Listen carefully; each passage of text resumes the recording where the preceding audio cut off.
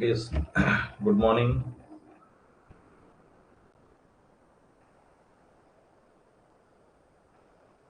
Good morning, very good morning. So, I welcome you on this platform, and I hope everybody will be fine. Chali. So, without getting delay, let's start today's class. As you know, we are, yes, good morning. Good morning, Rituraj, good morning. And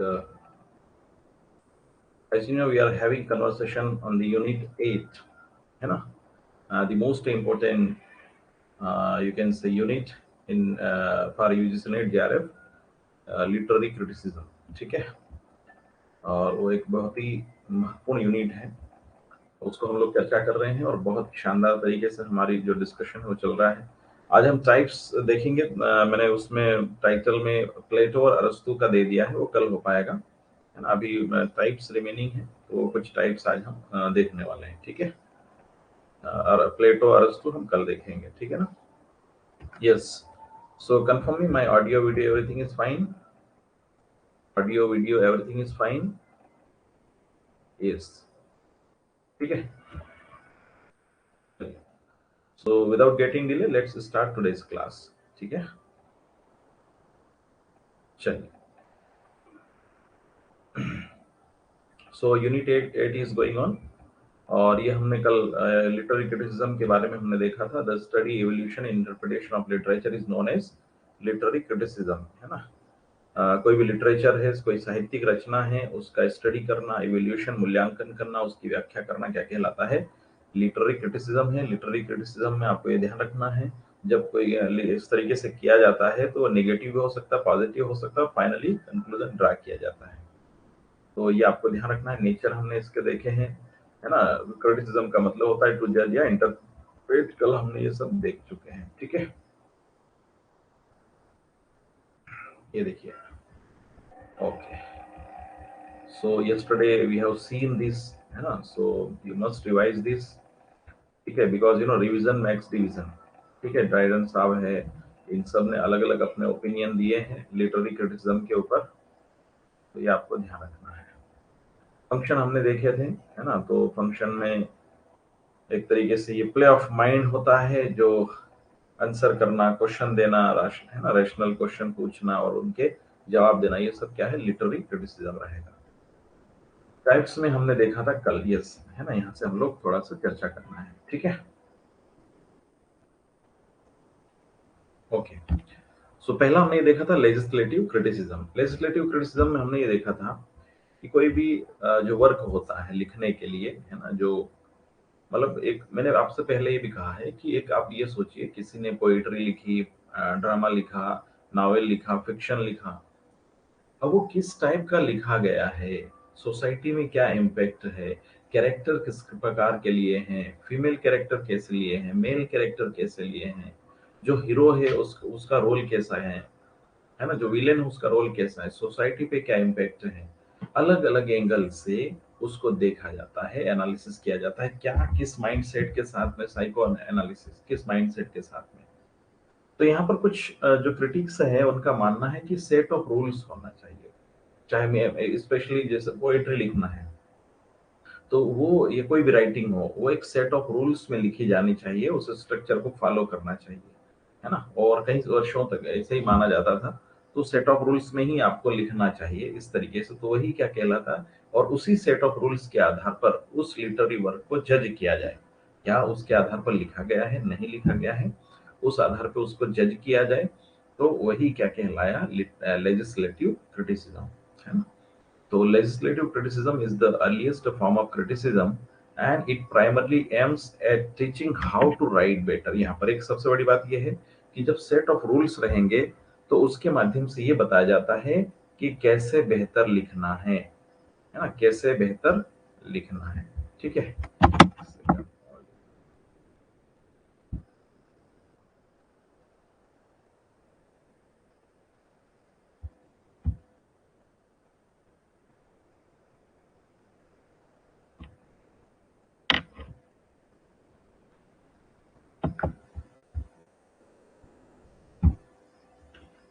ठीक है, चलिए। तो यहाँ पर क्या है, how to write better, बेहतर कैसे लिखेंगे। तो उस बेहतर कैसे लिखे उसके लिए कोई ना कोई सेट ऑफ रूल्स रहेगा, कोई ना कोई डिसाइड करेगा, है ना। It is based on established criteria. ये देखिए, ये बेहतर कैसे लिखा जाएगा, कोई एस्टेब्लिश्ड क्राइटेरिया रहेगा, and apprehends the nature and quality of the art work, है ना। यानी एक तरीके से आर्ट वर्क है ना, तो उसकी क्वालिटी क्या है, नेचर क्या है, उसके आधार पर ऐसा वर्क लिखा जाना चाहिए, तभी वो बेहतर माना जाएगा। ठीक है ना, ये है, आपको समझना है इस तरीके से। नेक्स्ट है, it is applied particularly on the works written in Greek and Latin. Greek और लैटिन में ज्यादातर ये अप्लाई हुआ है। This type of criticism claims to teach the poet how to write और हाउ टू राइट बेटर।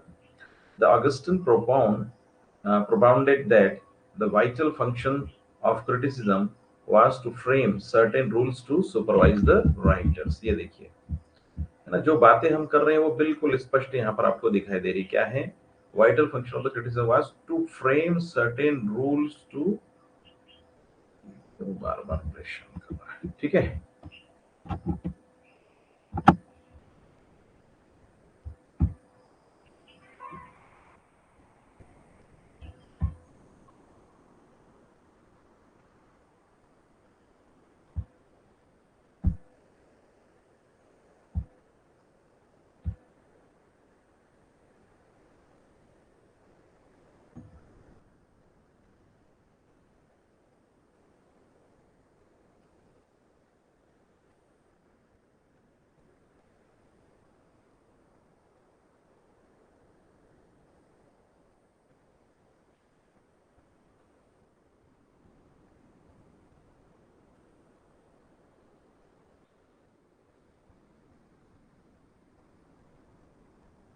एक second है ना, wait।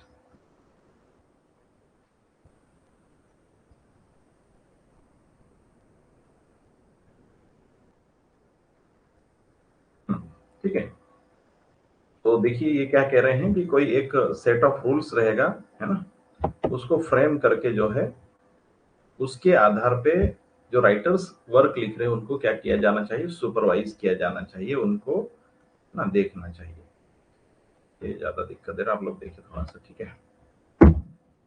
चलिए, legislative criticism originated at the time of Elizabethan period. Nearly all Elizabethan critics adopted legislative criticism, thus directing their criticism to the poet rather than readers of poetry। तो यहाँ पर जो Elizabethan period में मुख्य रूप से इसका ओरिजिन हुआ है, और उसमें पोएट के जो वर्क है उसको मेन फोकस किया गया, पोएट को मेन टारगेट किया गया बजाय रीडर्स के, है ना। रीडर्स को समझाना या मुख्य उद्देश्य नहीं है, रीडर्स के लिए क्रिटिसिज्म लिखना मुख्य उद्देश्य नहीं है, मुख्य उद्देश्य है पोएट के लिए लिखना, है ना। तो ये आपको ध्यान रखना है, ठीक है।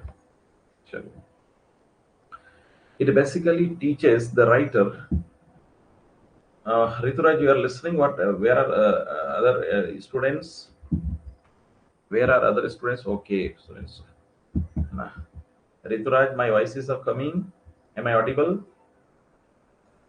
What about Pooja, Rekha Devi and Payal? Tell them to join quickly. चलिए, it basically teaches the writer how to write better by laying down rules for the art of writing. Examples are criticism of Philip Sidney in the Renaissance age and John Dryden in the 17th century। तो ये example रहे हैं Philip Sidney का और John Dryden का, ठीक है। तो इसमें लेजिस्लेटिव क्रिटिसिज्म में यही मेन बात होती है। चलिए, नेक्स्ट हमने देखा था एस्थेटिक, नेक्स्ट है aesthetic criticism. The main purpose of aesthetic criticism is to celebrate the beauty of artistic work. ठीक है, पॉजिटिविटी को लेकर के बात करता है, ब्यूटी ऑफ आर्टिस्टिक वर्क। तो यहाँ पर क्या है, the fetters of rules prescribed in accord with legislative criticism constrained literature with perceptions of the ancient as that restrict the imaginative power of the poet or writer and cast an incompatible influence on the development of a writer's talent। तो शुरुआत में आप देखेंगे ancient time में क्या होता था, जो perceptions of ancient age they restrict the imaginative power of the poet. शुरू में आपने देखेंगे प्लेटो ने भी कहा है ना। तो शुरू में क्या किया गया कि जो पोएट्री है या पोएट को जो है, पोएट की इमेजिनेशन को क्या है, बैन किया गया, बैनिश किया गया। तो यहाँ पर भी क्या है, एस्थेटिक क्रिटिसिज्म इसके विपरीत काम करता है। वो क्या कहता है कि aesthetic criticism on the other hand felicitates literature as an art. Aesthetic criticism कहता है कि लिटरेचर क्या है, एक आर्ट है, एन इंडिपेंडेंट एक्टिविटी, एक स्वतंत्र एक्टिविटी है, and it is concerned with the principles are men believes in the work of art, thereby the absolute nature of creativity having an and of its own। मतलब literature क्या है, एक तरीके से एक आर्ट है, इंडिपेंडेंट एक्टिविटी है, और एक क्या है, एक the principle are men believes, है ना, in the work of art thereby the, एक एक तरीके से आप लिखते हैं तो यहाँ पर आपको क्या है, एक स्ट्रक्चर होता है, सेट ऑफ रूल्स होता है, एक बिलीफ सिस्टम क्रिएट हो जाता है, और उसकी अपनी नेचुरल क्रिएटिविटी होती है। तो कहने का मतलब यहाँ पर यह है कि जो लिटरेचर होता है वो लिखा जाना चाहिए, ये ना एक तरीके से एस्थेटिक क्रिटिसिज्म जो है इसको सपोर्ट करता है, इसके सपोर्ट में बात करता है। It has no relation with logic और साइंस। दूसरा, जो इमेजिनेशन होता है पोएट का, किसी का भी, तो उसका लॉजिक या साइंस नहीं होता, वो अपने इमेजिनेशन में होता है। It proves the nature of literary art and formulates theories accordingly, है ना। तो ये देखिए, नेचर ऑफ लिटरेरी आर्ट, मतलब यहाँ पर जो लिटरेरी आर्ट होता है उसकी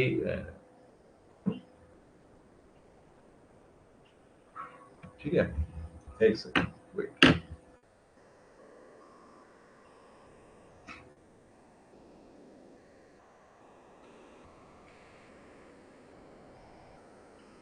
और उसी के आधार पर क्या होती है, थ्योरीज फॉर्मुलेट की जाती है। नेक्स्ट देखिए, the first authentic example of theoretical or aesthetic criticism is in English is Philip Sidney's. ये देखिए, इसके एग्जांपल है एस्थेटिक के, Philip Sidney's apology for poetry. ये देखिए, अपोलॉजी फॉर पोएट्री 1595 में, which appeared 9 years after his death. For poetry, poetry को शुरू में क्या माना गया, है ना, कुछ जो महान विभूति हैं उन्होंने कहा कि पोएट्री क्या है, समाज के लिए ठीक नहीं है, पोएट्री की क्रिटिसिज्म, पोएट्री को नेगेटिव रूप में देखा गया। लेकिन आगे हम अरिस्टोटल को पढ़ेंगे, फिलिप सिडनी है, इन्होंने क्या है, पोएट्री को पॉजिटिव वे में लिया है। अगला जो ये ध्यान रखना, एग्जाम में पूछा जा सकता है, फिलिप सिडनी जो एपोलॉजी फॉर पोएट्री कौन से टाइप का एग्जाम्पल है, तो एस्थेटिक क्रिटिसिज्म है। इम्प्रेशनिस्टिक क्रिटिसिज्म, इम्प्रेशन, है ना, इम्प्रेशन डालना, क्या है इसमें, impressionistic criticism records the personal experiences of the writer. ये देखिए, सीधी सी बात है, इम्प्रेशन पर्सनल रिकॉर्ड्स, ये देखिए, records the personal experiences of the writer, यानी राइटर के व्यक्तिगत अनुभवों को रिकॉर्ड करता है। इम्प्रेशन है एक तरीके से, यही तो इम्प्रेशनिस्टिक क्रिटिसिज्म है। यहाँ पर कोई राइटर ने कोई वर्क लिखा है, उस वर्क में उसके जो पर्सनल एक्सपीरियंसेस है उसको रिकॉर्ड करना इम्प्रेशनिस्टिक क्रिटिसिज्म है। An impressionistic critic is not concerned either with the acumen or aesthetic approach of art, but with the biographical exploration of a piece of art। यानी कोई भी जो इम्प्रेशनिस्टिक क्रिटिक होता है उसको जो है, उसको एस्थेटिक अप्रोच पॉजिटिव वे में लेना है नहीं लेना है उसकी चिंता नहीं रहती है, but with the biographical exploration, वही तो है, personal experience of records the personal experiences, इसका मतलब है वो बायोग्राफिकल है। थर्ड पर्सन जब किसी की जीवन से संबंधित बातें कलेक्ट करता है तो वो क्या कहलाता है, बायोग्राफी, और स्वयं के बारे में लिखे तो ऑटोबायोग्राफी है। तो इसमें क्या है, इम्प्रेशनिस्टिक में records the personal experiences of the writer, and that is why, है ना, यहाँ पर क्या है, the biographical exploration of a piece of art is you can say presented here. The critic aims to present a work of literature unconditioned by explanation and often takes the impact of the piece of the work as a whole। ये देखिए, critic का मुख्य उद्देश्य यहाँ पर क्या होता है, to present a work of literature unconditioned, है ना, मतलब बाई एक्सप्लेनेशन, एक्सप्लेनेशन के माध्यम से, बिना कोई कंडीशन के, बिना किसी शर्त के, अनकंडीशन रूप में, यानी जैसा लिखा है, राइटर का जैसा अनुभव है वैसा प्रस्तुत करना है, and often takes the impact of the piece of the work as a whole, और ओवरऑल उस पर्टिकुलर वर्क का, उस पीस ऑफ वर्क का ओवरऑल होल, है ना, किस क्या उसका इम्पैक्ट रहा उसको समझना, है ना, क्योंकि हर वर्क का अपना इम्पैक्ट होता है समाज के ऊपर, है ना, रिलेशन के ऊपर, है ना, इस तरीके से, तो उसका ओवरऑल इम्पैक्ट क्या होता है उसको लिखना होता है।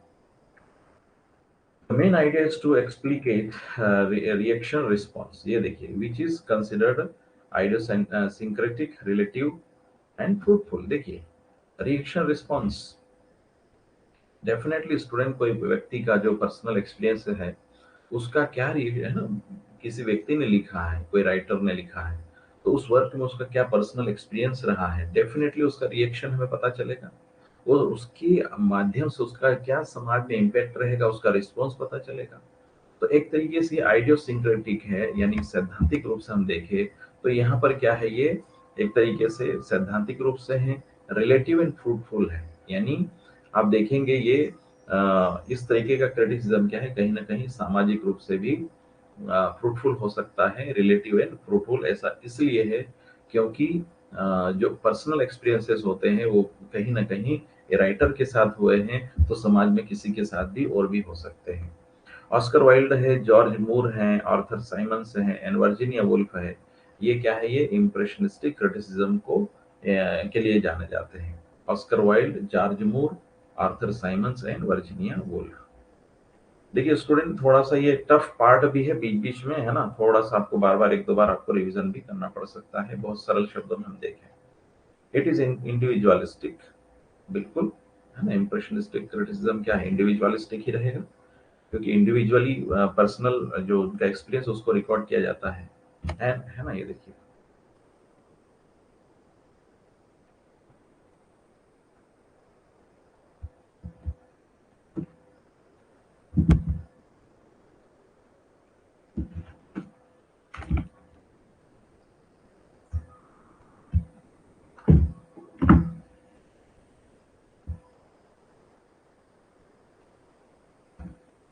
ठीक है। तो it is individualistic and tends to be errant and inconsistent.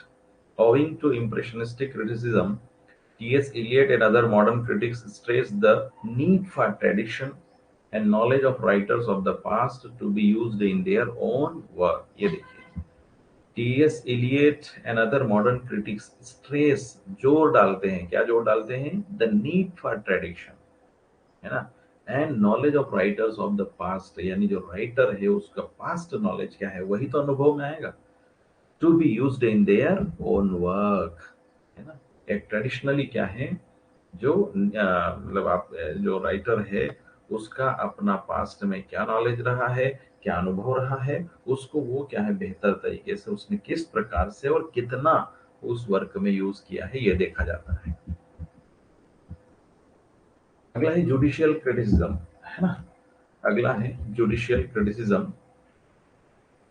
Judicial criticism judges a work of art based on a set of rules and conventions। ये देखिए, जुडिशियल, लेजिस्लेटिव और जुडिशियल लगभग सेम है ना।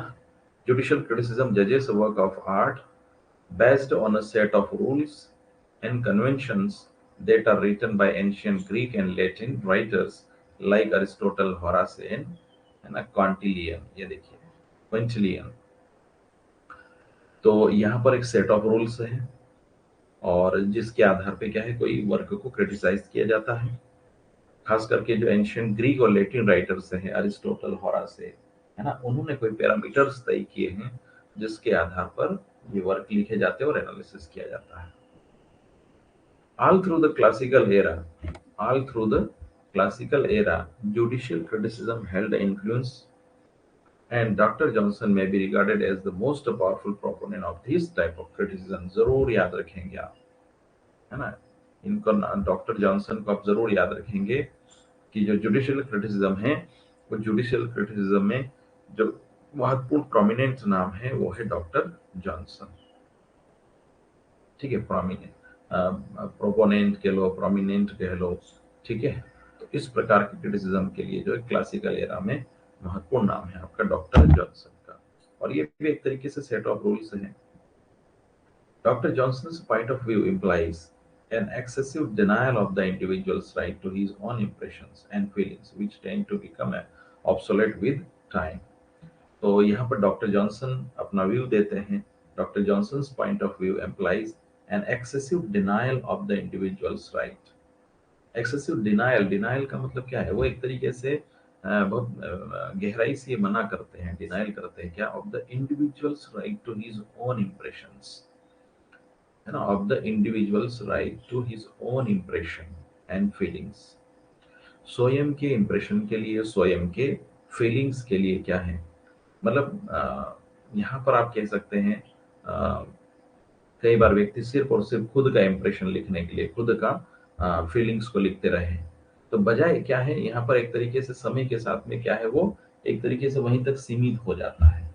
मान ले कोई राइटर ने लिखा, उसका अपना अनुभव लिखा, जैसे है ना, कुछ लोग सपोर्ट कर रहे हैं उसको, लेकिन इम्प्रेशनिस्टिक में हमने जैसा देखा, लेकिन एक व्यक्ति केवल अपने बारे में लिखेगा, एक व्यक्ति केवल अपनी फीलिंग लिखेगा, तो क्या है वहीं तक सीमित हो जाएगा, उसका दायरा क्या है उस पर्टिकुलर टाइम पीरियड तक क्या है ऑब्सोल्यूट हो जाएगा, वहीं तक सीमित हो जाएगा।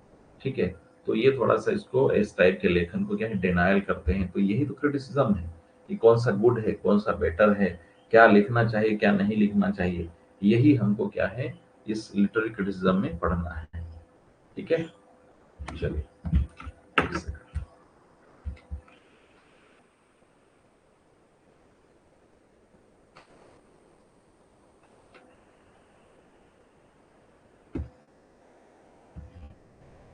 Dr. Johnson implies it is good to awaken our senses, our impressions, but awaken our senses so that we may judge better। ये देखिए, वो कह रहे हैं it is good to awaken our senses, बिल्कुल सही है, आवर इंप्रेशन वहां तक भी ठीक है, but awaken our senses so that we may जज बेटर, है ना, हमारे जो सेंस है वो तब बेहतर होगा जब वो हम बेहतर, मतलब हमारे सेंस क्या है तब जागे, या यूँ कह लो कि जो हमारी सोच है, समझने की क्षमता है, विचार है ना, ताकि हम क्या है जज कर सके बेहतर तरीके से, तब वो काम का है, अदरवाइज नहीं है। डिस्क्रिप्टिव क्रिटिसिज्म क्या कहता है, descriptive criticism is the youngest form, descriptive criticism is the youngest form of criticism, and it consists of a study of individual works of their aims, methods and effects। देखिए, youngest form of criticism का मतलब है ये अभी newly है, and it consist of study of individuals work of their, है ना, कोई भी व्यक्ति ने लिखा है individual works of their AIIMS, तो उसका एम्स क्या है, उसकी मेथड्स क्या है, उसके इफेक्ट क्या है, इन सारे एंगल से स्टडी की जाती है इसमें। Again, let me reading. Descriptive criticism is the youngest form of criticism, and it consists of a study of individual works of their aims, methods, and effect। है ना, तो ये आपको ध्यान रखना है, study of individual works of their AIIMS, methods and effects. Legislative criticism addresses the writer, whereas descriptive criticism is the directed towards the readers. ये देखिए, लेजिस्लेटिव क्रिटिसिज्म में हमने क्या देखा था कि एक सेट ऑफ रूल्स रहेगा जो पोएट और इनको डायरेक्ट कहेगा करेगा कि इस पैरामीटर्स में लिखना है, इस सेट ऑफ रूल्स में लिखना है, उसमें सुपरविजन किया जाता है किसका, राइटर का, पोएट का, किसमें, लेजिस्लेटिव क्रिटिसिज्म में। लेकिन यहाँ पर डिस्क्रिप्टिव क्रिटिसिज्म किसको, सीधे सीधे directed towards the readers, directed towards the reader, और रीडर को डायरेक्ट करते हुए लिखते हैं। और फिर क्या है यहाँ पर यानी एक तरीके से मेन फोकस होता है रीडर्स होते हैं यहाँ पर, है ना, डिस्क्रिप्टिव क्रिटिसिज्म में, क्योंकि वो वर्क का एम क्या है, मेथड क्या है, इफेक्ट क्या है, ये सब हम किसको बताते हैं, हम बताएंगे किसको, रीडर्स को। ठीक है, चलिए।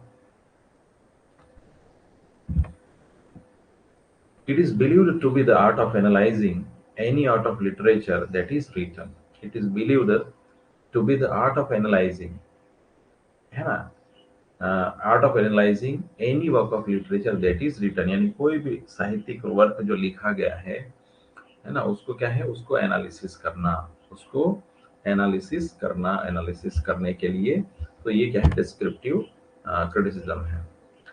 It is established on the behalf of discussions, analysis and interpretation of individual literary works। It is established on the behalf of discussions, analysis and interpretation of individual literary works। तो किसके आधार पर इसका स्थापना होती है, डिस्क्रिप्टिव का, discussion होती है, एनालिसिस होता है, इंटरप्रिटेशन होता है कोई पर्टिकुलर वर्क का, तो फिर ये डिस्क्रिप्टिव क्रिटिसिज्म निकल के आता है। ठीक है, writers such as Ben Jonson, है ना, याद रखना डिस्क्रिप्टिव क्रिटिसिज्म में नाम किसका रहा है, Ben Jonson, who have analysed their own works with a view to explain their aims and method have been the most powerful exponents of descriptive criticism। ये देखिए, तो जो बेन जॉनसन हैं, जिन्होंने analyse their own works with a view to explain their aims, ये देखिए Ben Jonson ने क्या किया, अपने ही खुद के वर्क को अपने ही व्यू से क्या किया, उसको एनालाइज किया। और क्यों किया, उसका एम बताने के लिए। And method have been the most powerful exponents of descriptive criticism. और जो मेथड उन्होंने यूज करी है ना, जो मतलब सबसे शक्तिशाली एक्सपोनेंट्स हैं उसको बताने के लिए। तो यहाँ पर मतलब बेन जॉनसन ने क्या किया, अपना खुद का वर्क लेकर के उसका एम बताया, उसका इफेक्ट बताया, उसकी मेथड बताई। तो ये क्या कहलाएगा, ये डिस्क्रिप्टिव क्रिटिसिज्म है। अब इसी बेन जॉन साहब के वर्क को कोई और भी ये सब कर सकता है, कोई और भी मतलब क्रिटिक क्या कर सकता है, वो उसका पूरा वर्क पढ़ने के बाद में वो बताएगा कि हाँ इस वर्क का ये एम है, इस वर्क का, है ना, इस तरीके से, तो वो भी बता सकता है। ठीक है, चलिए।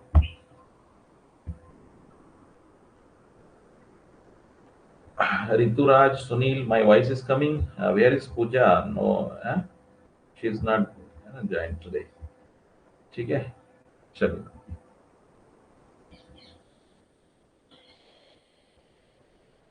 Descriptive criticism always focuses on a large text, whether of critic's own or of another, and the critic insisted of setting a standard of rules or theorizing the theorizing in general terms, analyze the work in hand and traces the influences that have given rise to it, and then does the criticism thoroughly of each part.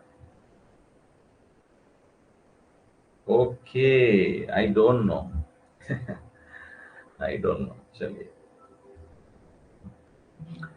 descriptive criticism always focuses on large text, whether of critics own, यानी खुद का critic, जैसे Ben Jonson खुद ही critic हो गए तो उसका उनका खुद का वर्क है, आर ऑफ अनदर, या किसी और का वर्क है। वो कैसा होना चाहिए, लार्ज टेक्स्ट हो। And the critic instead of setting a standard of rules or theorising in general terms, मतलब जो इसमें क्रिटिक होता है वो कोई स्टैंडर्ड रूल्स को या स्टैंडर्ड थ्योरी को कॉमन या जनरल में स्टेब्लिश करने की बजाय, सेट करने की बजाय क्या करते हैं, analyse the work in hand, है ना, एंड ट्रेसेस द इन्फ्लुएंस, खुद ही क्या करते हैं, उसमें कोई सेट कर रूल्स और ये सब सेट करने के बजाय क्या करते हैं, वो वर्क को एनालाइज करते हैं और उसका प्रभाव क्या है, ट्रेसेस द इन्फ्लुएंसेस, है ना, क्या क्या प्रभाव उसको ट्रेस करते हैं, that have given rise to it, and then does the criticism thoroughly of each part. और इस प्रकार से क्या है, ओके, ठीक है, चलिए। The earliest example of descriptive criticism in English is Ben Jonson's Conversations with Drummond, conversation held in 1619 between William Drummond and Ben Jonson, है ना। तो ये एक एग्जांपल है डिस्क्रिप्टिव क्रिटिसिज्म का, जिसमें उनके एम और ये सब पूछे गए होंगे कन्वर्सेशन के माध्यम से। इसके अलावा ड्राइडेंस ऐसे, है ना, ऐसे ऑन ड्रामेटिक पोएट्री, ये देखिए,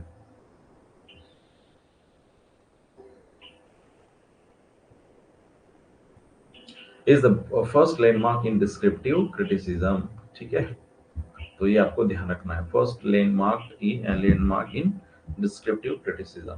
ठीक है, तो ड्राइडेंस ऐसे ऑन ड्रामेटिक पोएट्री, ऐसे ऑन ड्रामेटिक पोएट्री, तो ये वही क्या है, ये डिस्क्रिप्टिव क्रिटिसिज्म का बेहतर एग्जांपल है। इवैल्यूएटिव क्रिटिसिज्म, इवैल्यूएट करना, evaluative criticism, the primary objective of evaluative criticism is to properly evaluate the works of great critics so that a common reader can grasp the real work of an artist। तो सीधी सी बात है, इसका मुख्य उद्देश्य क्या है, primary objective क्या है, कि कोई महान जो मतलब आप कह सकते हैं कोई वर्क्स ऑफ ग्रेट क्रिटिक्स, कहने का मतलब है कोई अच्छा वर्क लिखा गया है। हाँ, यस यस, बिल्कुल। यस वी विल कम, है ना, डेफिनेटली। तो ठीक है, तो यहाँ पर क्या है, the works of great critics so that a common reader can grasp the real worth of an artist. तो कोई महान जो क्रिटिक होता है ना, उसको क्या करना, प्रॉपरली इवेल्युएट करना, जिससे कि जो रीडर होते हैं, है ना, वो क्या है, उस वर्क के प्रॉपर उसका वर्थ क्या है, उसकी वैल्यू क्या है, उसको ग्रास्प कर सके, ये पता चलता है। ठीक है, तो ये इवेल्युएटिव क्रिटिसिज्म है ना, ये आपको ध्यान रखना है। Evaluative criticism classifies what is good or what is valuable and bases these findings on consolidated facts and advises that define where to focus the analysis. तो इसमें क्या है, ये क्या गुड है, what is good, what is valuable, क्या valuable है, and bases these findings on consolidated facts. इन सब को क्या है ना, उसको कंसोलिडेट किया जाता है और ये एडवाइस दी जाती है that define where to focus the analysis. और इन सब को देखने के बाद में ये पता किया जाता है कि किस पर फोकस करना है, उसके गुड पॉइंट क्या है। यानी एक रीडर, अब देखिए ध्यान दीजिए, एक रीडर कोई बुक उठाता है, पढ़ना है, उसको पढ़ना है, तो उसके पहले क्या है, उसको एक क्रिटिकल इवेल्युएटिव क्रिटिसिज्म यदि उसने पढ़ लिया है, तो उसमें ये समझ में आ जाएगा कि इसमें कौन से पार्ट में ज्यादा फोकस करना है, किसकी वैल्यू ज्यादा है, ये पता चलता है। तो यानी वर्क पढ़ने से पहले कोई रीडर होगा, वो रीडर क्या करेगा, इवेल्युएटिव क्रिटिसिज्म को पढ़ेगा, उसके माध्यम से ये जान जाता है। अच्छा, एक सिंपल सा एग्जांपल आपको मैं देता हूँ। मार्केट में हम लोग कई बार कोई अच्छी किताब खरीदने जाते हैं, तो उसमें बुक रिव्यू होते हैं, हालांकि एबिलिटिव नहीं आप कह सकते हैं, लेकिन एक रिव्यू होते हैं। और उसके माध्यम से ये होना भी चाहिए आपको, first you should read the जो कमेंट होते हैं उस पर्टिकुलर बुक को लेकर के, वो जरूर पढ़ना चाहिए। उसके माध्यम से हमें पता चलता है कि हमारी बुक कैसी है और कितने लोगों ने कमेंट किया है ना, और किस प्रकार के कमेंट है। ठीक है, ये आपको ध्यान रखना है। तो यहाँ पर इवेल्युएटिव क्रिटिसिज्म में क्या होता है, कोई रीडर को ये पता चल जाता है कि क्या कौन सा भाग अच्छा है, वैल्यू रखता है। और ये कंसोलिडेटेड फॉर्म में जब एक नया राइटर पढ़ता है, रीडर पढ़ता है, तो उसको पता होता है कि किस पर ज्यादा फोकस करना है, where to focus the analysis. In other words, evaluative criticism seeks to which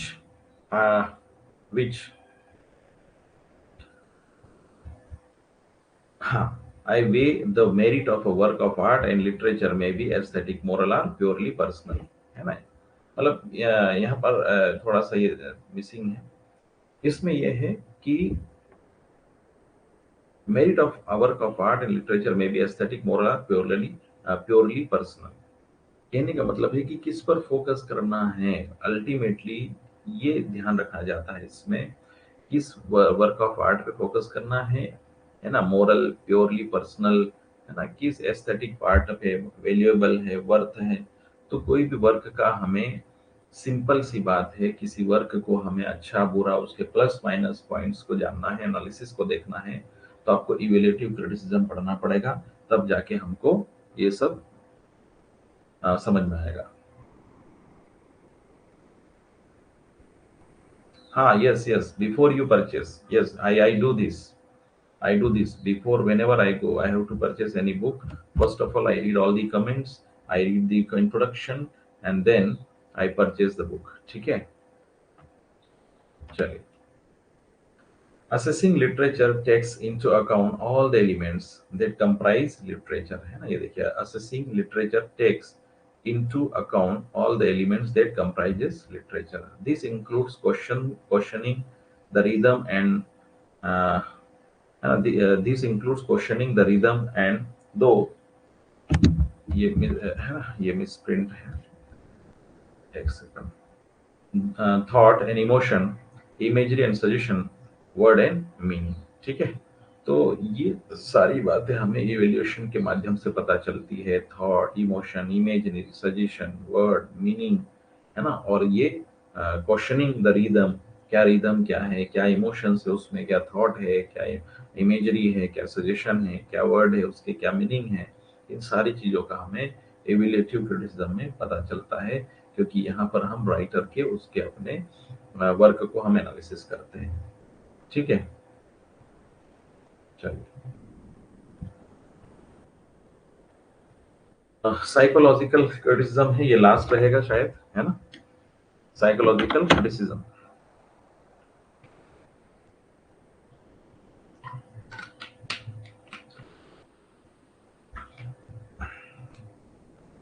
psychological criticism देखिए, psychological criticism is a method to understand characters and not diagnose them. देखिए, बिल्कुल साइको एनालिटिकल, साइकोलॉजिकल, यानी जो characters दिए गए हैं उस characters का क्या मतलब, उसको क्या है? Psychological criticism is a method to understand characters and not diagnose them. केवल उनको समझना, है ना, उनको समझना, understand characters, to understand character, ये अल्टीमेटली साइको एनालिसिस होता है ना, क्या मन स्थिति के साथ में, है ना, what is there, you can say thought process, किस थॉट प्रोसेस के साथ में वो आए हैं उसको देखना। A critic uses psychological theory in order to understand how and why the characters in any work of the literature behave as they do।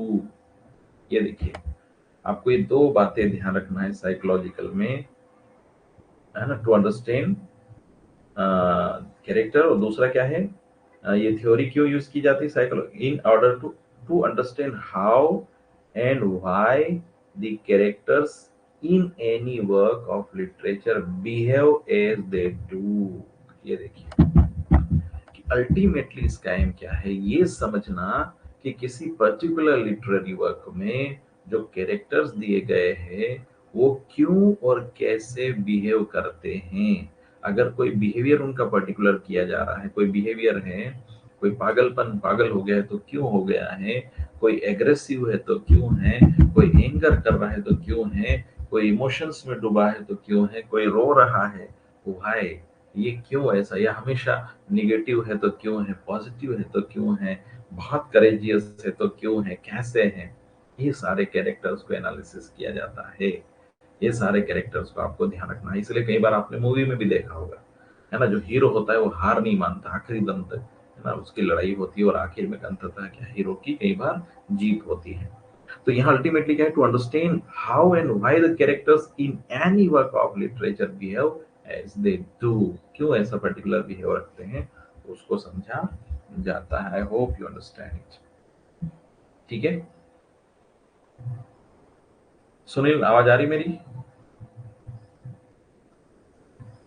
My voice is coming, am I audible? चलिए, तो ये ध्यान रखना है, आप पढ़िए उसको। In psychological criticism, a critic applies a theory that has been developed by a psychologist, a psychiatrist, or psychoanalyst outside of the realm of literature to understand and evaluate a literary work। ये देखिए, इसमें क्या किया जाता है, अ critic applies a theory, यानी जो critic होता है वो एक थ्योरी अप्लाई करते हैं, that has been developed by a psychologist या साइकियाट्रिस्ट। और ये देखिए, यानी जो क्रिटिक होते हैं वो क्या करते हैं, एक ऐसी थ्योरी को अप्लाई करते हैं जो साइकोलॉजिस्ट, साइकियाट्रिस्ट या साइको एनालिसिस्ट के द्वारा क्या की गई है, डेवलप की गई है। ये ध्यान रखना है, यानी साइकोलॉजिकल क्रिटिसिज्म में जो थ्योरी, क्योंकि देखो again let me remind you, हम लिटरेरी थ्योरी पढ़ने वाले हैं, उस लिटरेरी थ्योरी में सब आएगा, क्रिटिसिज्म के बाद में लिटरेरी थ्योरी, उन थ्योरीज के आधार पर हम लिटरेरी क्रिटिसिज्म को अंडरस्टैंड करते हैं। अब जब थ्योरी पढ़ेंगे क्रिटिसिज्म समझ में आ जाएगा, क्रिटिसिज्म अभी हम पढ़ रहे हैं, थ्योरी समझ में आ जाएगी, ये दोनों सब्जेक्ट एक दूसरे से रिलेटेड है, बहुत कठिन नहीं है।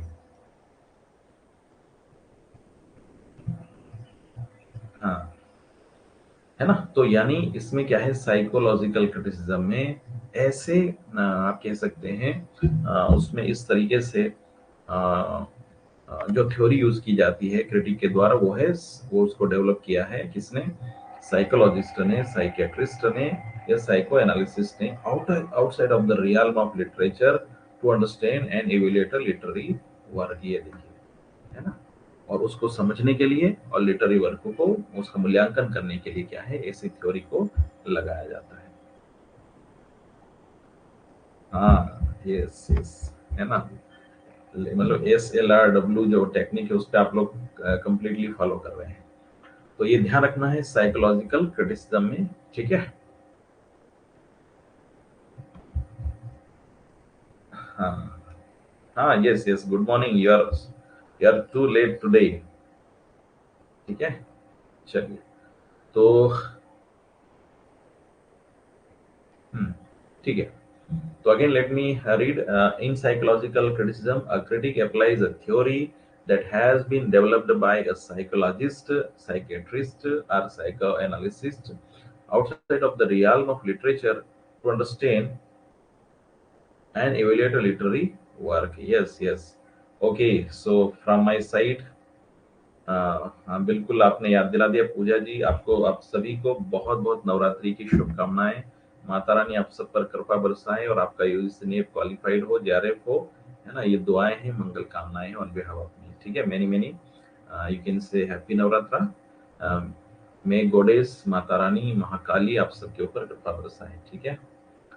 हाँ, नवरात्रि का पर्व है और बिल्कुल आपको माता जी की आराधना में और उनकी पूजा अर्चना में जरूर लगना चाहिए, है ना? शक्ति स्वरूपा हम सभी को एक ऐसी शक्ति दे, दिव्य शक्ति के माध्यम से, उनके आशीर्वाद से हमारे जिंदगी में क्या है, बहुत समृद्धि आए। ये सभी आप सभी के लिए मेरी दुआएं हैं, मंगल कामनाएं, ठीक है? So happy Navratra to all once again. Thank you, ठीक है? चलिए चलिए,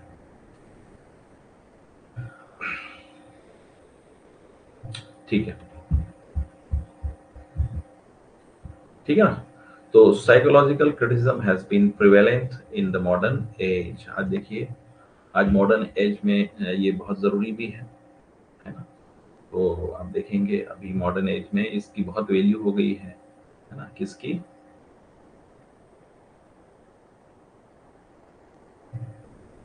हाँ, ठीक है, चलिए।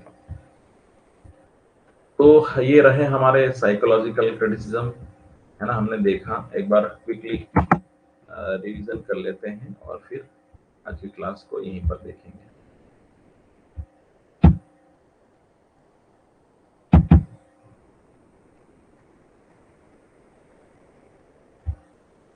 कल हम लोग जो है प्लेटो और अरस्तु को देखेंगे हम लोग कल, है ना?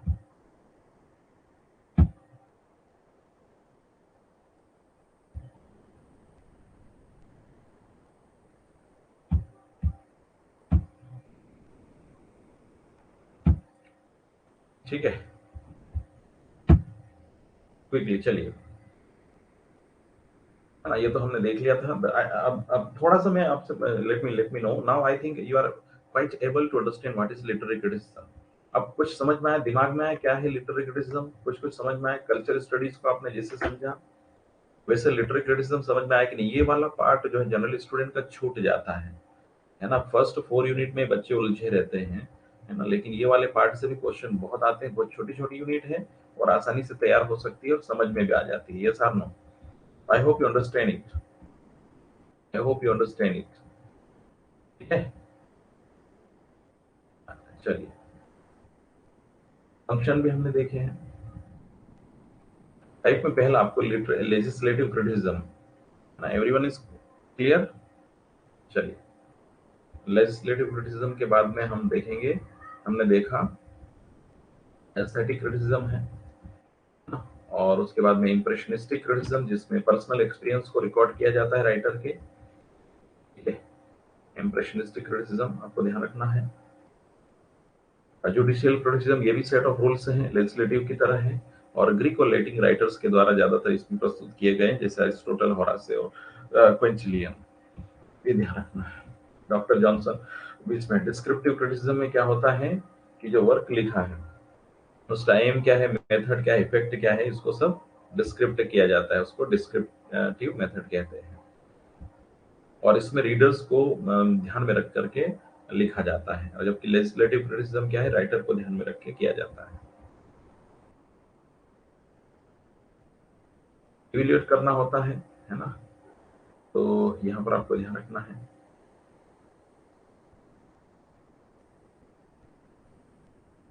और ये लास्ट है,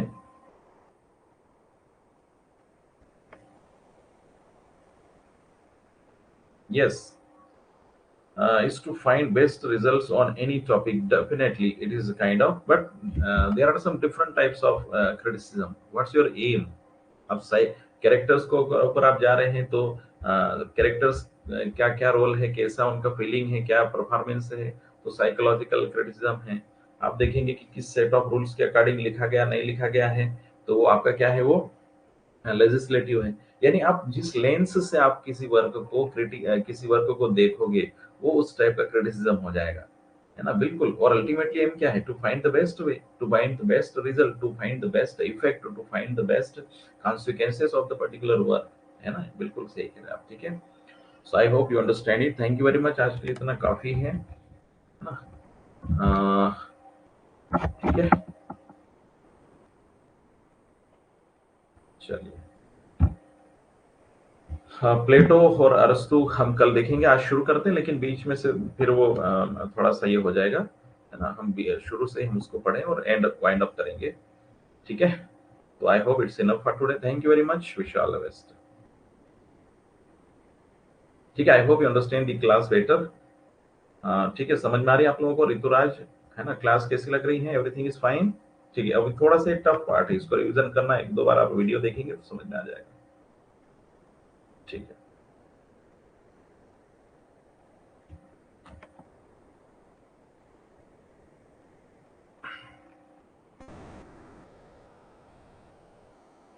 ठीक है, any doubt? If you have any doubt you can ask, ठीक है? और हाँ, yes, let me tell you, yesterday I was unable to upload the notes, possibly आज, क्योंकि आज भी थोड़ा सा बिजी शेड्यूल है, या तो है ना टुमारो कमिंग, और अब आज के प्रीवियस सब में आप अपलोड कर दूंगा, है ना? I will upload, don't worry, ठीक है? चलिए, thank you very much, wish you all the best.